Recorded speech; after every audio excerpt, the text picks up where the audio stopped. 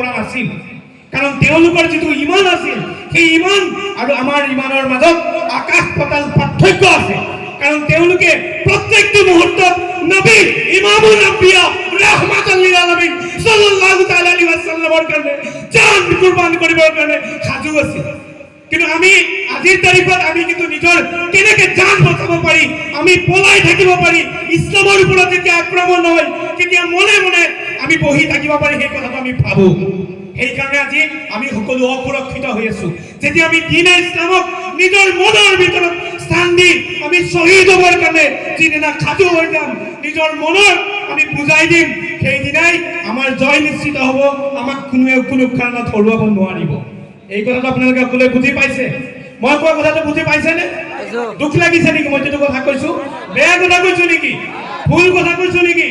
মই যিটো কথা কৈছো মই স্পষ্টবাদীভাৱে কওঁ, খুব স্পষ্টকে কথা কওঁ, আৰু মই কাকো কোনো ব্যক্তিলৈকে ভয় নকৰোঁ, একমাত্ৰ আল্লাহ ৰব্বুল আলামিনক ভয় কৰোঁ। আৰু সেই ভয় আমাৰ নবী মুহাম্মদ ৰাসূলুল্লাহ সাল্লাল্লাহু তাআলা আলাইহি ওয়াসাল্লামে আমাক সেই ভয় কৰিবলৈ আমাক শিকাইছে। কিন্তু আজি নবী মুহাম্মদ ৰাসূলুল্লাহ সাল্লাল্লাহু তাআলা আলাইহি ওয়াসাল্লামৰ ওপৰত বিভিন্ন অপবাদ দিবলৈ আৰম্ভ কৰিছে। আৰু তাৰ পিছত কাৰোবাৰ ৰাজনৈতিক হাত থাকিব পাৰে। আপোনালোকে এজন মানুহৰ নাম শুনিছে, এজন কুলাংগাৰৰ নাম শুনিছে, দক্ষিণপুৰৰ মুস্তাফা কামাল আজহাৰী নামৰ এজন মানুহৰ নাম শুনিছে ন? এই মানুহজনে কৈছে এদিন এটা ভিডিঅ' যে 1400 বছৰ আগত নবী মুহাম্মদ ৰাসূলুল্লাহ সাল্লাল্লাহু তাআলা আলাইহি ওয়াসাল্লামে যি কথা কৈছিল সেই কথা বোলে আজিৰ তাৰিখত হয়তো খাপ নাখাবও পাৰে, আজিৰ পৰিস্থিতিৰ লগত আমি কিছুমান খাপ খাব লাগিব। সেইকাৰণে তেওঁ জিন্স পেণ্ট পিন্ধি বাৰত ফটো উঠে, তেওঁ বিভিন্ন ধৰণৰ নৌটাংকি কৰি ফুৰে সেই মানুহজন। কিন্তু আমি 1400 বছৰ আগত নবী মুহাম্মদ ৰাসূলুল্লাহ সাল্লাল্লাহু তাআলা আলাইহি ওয়াসাল্লামে যদি গাখীৰ কলা বুলি কৈছিল, আমাৰ ইমানে আজিৰ তাৰিখতো প্ৰশ্ন নকৰে যে গাখীৰ বগা, গাখীৰ অন্য কালাৰৰ গাখীৰ কিয় কলা কালাৰৰ হয়। আমি কোনো ধৰণৰ যুক্তি নিদিওঁ। নবী মুহাম্মদ ৰাসূলুল্লাহ সাল্লাল্লাহু তাআলা আলাইহি ওয়াসাল্লামে 1400 বছৰ আগত যদি গাখীৰ কলা বুলি কৈছে, তেতিয়াহ'লে আজিৰ তাৰিখতো আমাৰ কাৰণে গাখীৰ কলা হয়নে নহয় কওকচোন? আমি তাৰ প্ৰতিবাদ কৰিম নেকি? আমি কোনো ধৰণৰ যুক্তি নিদিওঁ।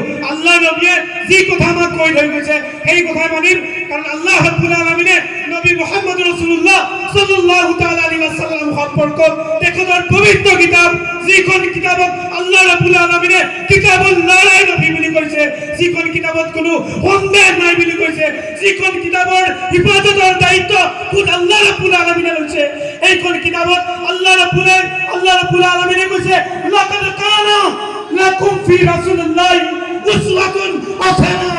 আল্লাহ রাব্বুল আলামিনে কইছে যে আমার কারণে নবী মুহাম্মদ রাসূলুল্লাহ ইমামুল আম্বিয়া সাল্লাল্লাহু তাআলা আলাইহি ওয়াসাল্লাম সকলতকৈ ডাঙৰ উদাহৰণ হিচাপে আমাৰ কাৰণে পঠিয়াইছে, সকলতকৈ ডাঙৰ আদৰ্শ হিচাপে পঠিয়াইছে। এই কাৰণে নবীয়ে 1400 বছৰ আগত আমাক যি শিকাইছে এই কথাই আমি শিকিম। হয়নে নহয় কওকচোন আপোনালোকে? শুদ্ধ কথা কৈছোনে মই?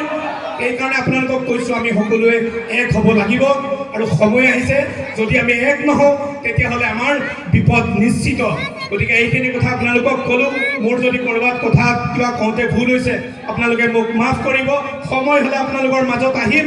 সাতপুৰীলৈ বহুত মৰম, সেইকাৰণে গা ধোৱাত বাইকেৰে এইখিনি আপোনালোকৰ মাজত আহি পাইছোঁ। আপোনালোকে দোৱা কৰিব। আসসালামু আলাইকুম ওয়া ৰাহমাতুল্লাহি ওয়া বাৰাকাতুহু। নাৰে তাকবীৰ, নাৰে